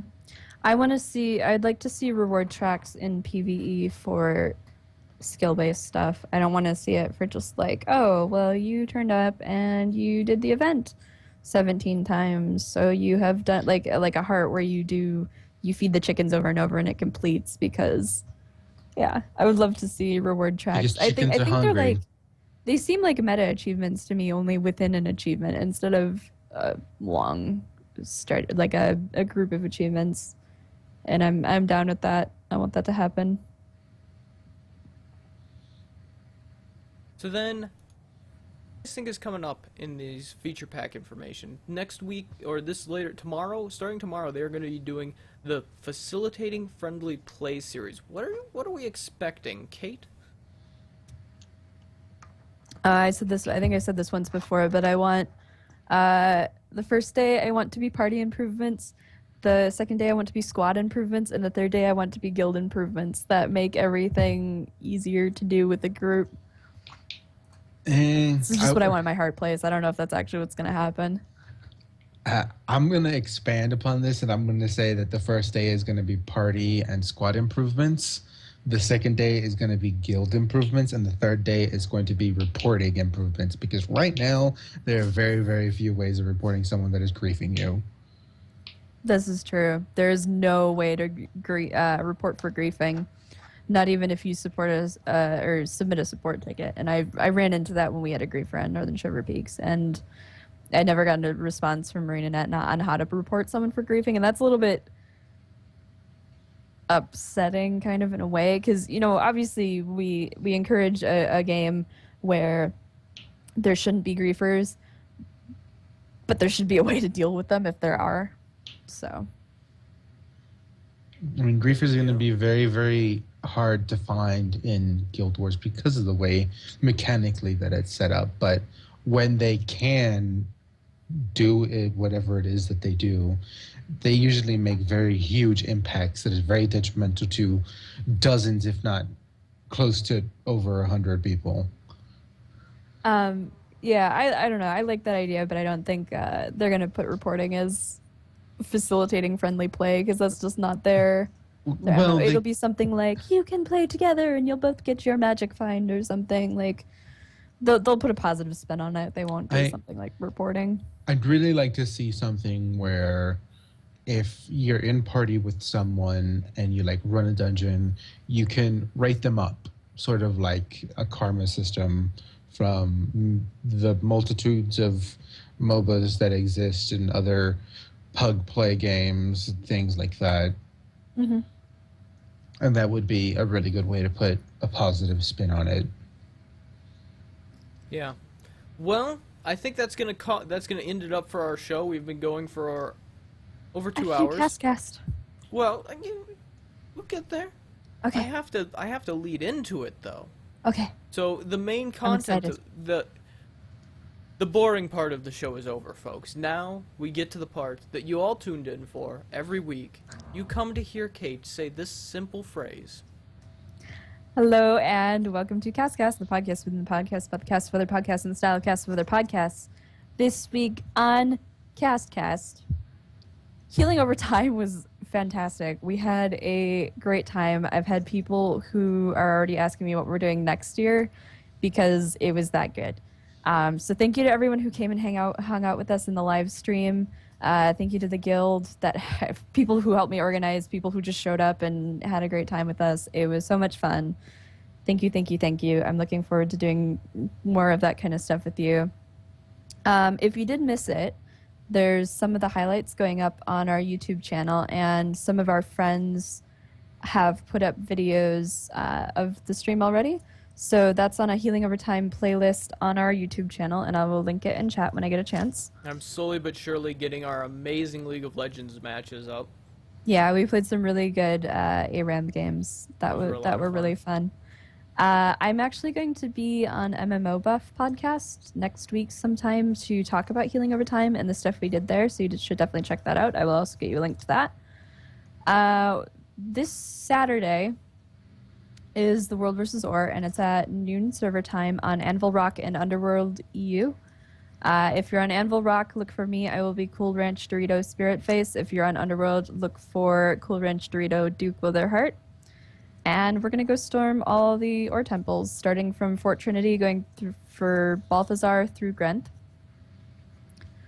And, oh goodness, I have a whole bunch of links to music, April Fool's jokes, and stuff that I will put somewhere for you guys all to find because there's just so much of it. The short version of it is that somebody put together a 16-minute musical suite on all of the various themes from the Living Story over the last year. That is fantastic. The April Fool's jokes range from Scarlet is coming back from season 2 to Delphi acquires the Guild Wars 2 wiki and a vine of all of Destiny's Hedge being Destiny's Hedge. What? I just made an alternate universe Destiny's Edge Sylvari Guild being bobbleheads. So yeah, I will get you the links to all of that. That's my cast this week. All right. Well, thank you guys for tuning in, and we hope to see you guys in game, which we're seeing most of you in game right now. Yeah, thanks for Which coming is and hanging exciting. out with So us. thank you for coming and hanging out with us. We will we'll be experimenting with this more over the next few weeks. So we will see you guys around. Have a good evening. Bye, guys. Bye. Bye. I have to wave audibly now.